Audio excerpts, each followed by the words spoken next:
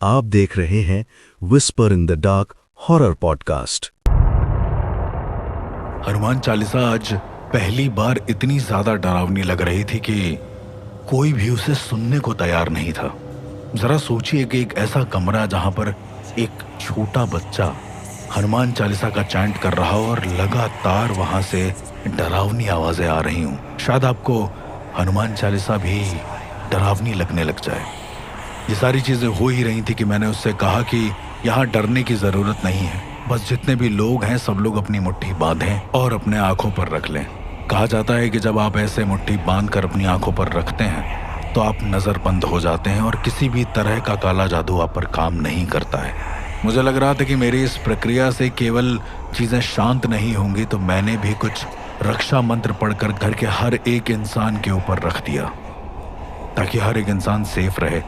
दरअसल ऐसी सिचुएशंस में कभी कभी हमें घर वालों को सेव करना पड़ जाता है, खास तौर पर तब जब आपका सामना एक ऐसी ऊर्जा से हो जो खुद हनुमान चालीसा रिसाइट कर रही हो। थोड़ी देर और बीतती है और आशीष मेरे सामने अजीब अजीब हरकतें करने लगता है। वो मुझे बार बार ये कहता है कि मैं भी उसके साथ ये पाठ करूं क्योंकि ये पाठ बहुत अच्छा है। मैं खुश तो हो गया था, मुझे लग रहा था कि अब शायद मुंजा अपने असली रूप में आने वाला है। पर कभी कभी जैसा हम सोचते हैं चीजें वैसी होती नहीं हैं, उससे बहुत अलग होती हैं। मैंने अपना रुद्राक्ष निकाल कर उस आशीष के सर पर रखा और वो हंसने लगा जोर से। उसने मुझे बड़े ही अजीब से स्वर में पूछा कि ये तुम्हारे गुरु ने दी है ना?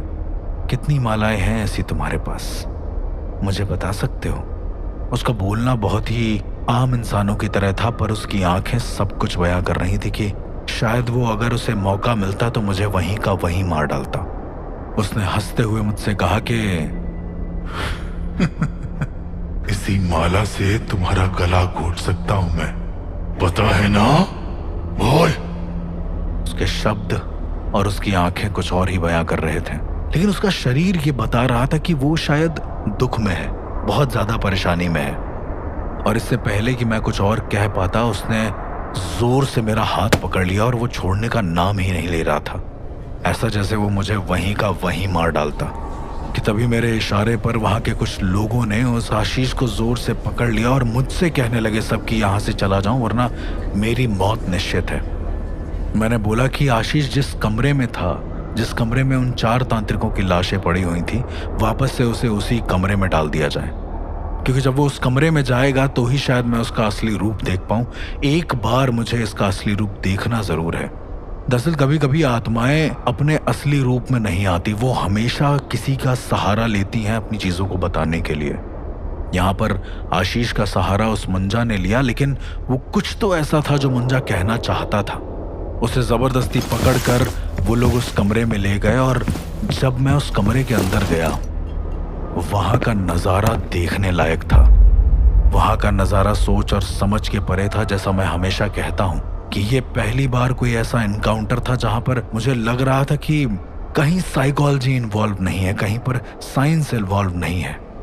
कमरे के अंदर घुसते ही मैं क्या देखता हूं कि एक तांत्रिक ने अपना गला बुरी तरीके से रेत रखा है और वो मरा पड़ा है।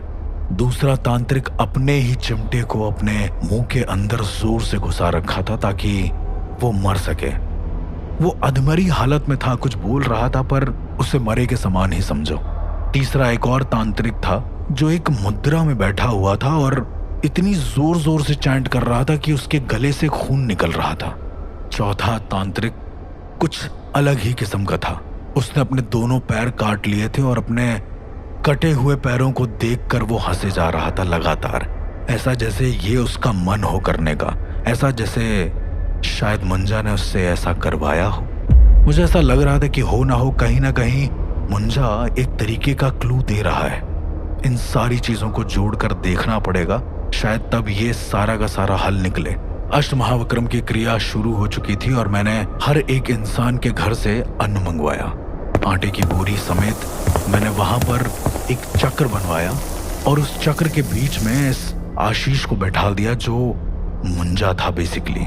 इसके बाद जो तांत्रिक अधमरी हालत में थे या पूरी तरीके से मर चुके थे, उनको उस घेरे के चारों तरफ बैठाला। मुझे लग रहा था कि इस क्रिया में मुझे और ज्यादा ऊर्जा लगेगी, और आखिरी में वही हुआ। मैंने हर एक तांत्रिक के नसों को काटा और उसमें से जो खून निकला वो आशीष के सर पे धीरे धीरे गिराने लगा। उस खून को गिराते गिराते आशीष सिर्फ ये बोले जा रहा था कि उसे खेलना है जो वो शुरुआत में बोल रहा था। मैं अभी भी नहीं समझ पा रहा था कि आखिर इस मुंजा का मेन मंतव्य है क्या, उसे चाहिए क्या। जब मैंने उस खून को गिराना शुरू किया और उसके बाद लगातार मंत्रों का उच्चारण शुरू कर दिया तो धीरे धीरे क्या हुआ कि वो मुंजा शायद अपने असली फॉर्म में आने लगा। और जब मैं ये कहता हूं कि वो अपने असली फॉर्म में आने लगा, इसका मतलब कि वो आशीष के शरीर को छोड़ चुका था। पर अगर वो आशीष के शरीर को छोड़ चुका था तो वो मुंजा था कहाँ? थोड़ी देर बाद मैंने ये नोटिस किया कि मेरे पीछे बैठा तांत्रिक वो अपने आप हिलने लगा। उसमें कोई मूवमेंट आने लगी जिसके पैर कटे हुए थे और वो रेंग कर मेरे उस गोले के अंदर आना चाहता था जिस घेरे में मैंने आशीष को बैठाल रखा था। और वो बार बार बोल रहा था मुझे खेलना है। ऐसे ही एक एक करके सारे तांत्रिकों के शरीर अपने आप हिलने लगे जोर जोर से।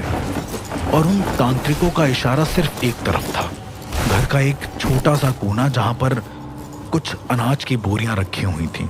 हो ना हो मुझे लग गया कि शायद यहीं पर कुछ ना कुछ मौजूद है। जब गांव वालों से उसकी खुदाई करवाई और प्रॉपर देखा गया कि उस जगह पर क्या है तो मुझे वहां पर एक लाल कपड़े में बंधा अस्थि शव मिला जो कि ऑब्वियसली एक बच्चे का था। करीबन 10 साल का बच्चा रहा होगा वो।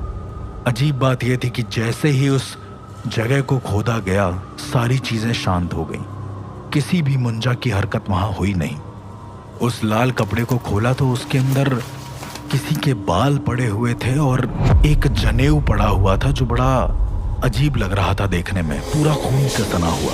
मैंने पूछा कि ये घर में ये जगह किसकी थी और ये क्या था। थोड़ी देर के बाद एक इंसान रोता हुआ आया जो शायद आशीष के ही चाचा थे या कोई थे, जिन्होंने मुझे शायद जाने से रोका भी था कई बार।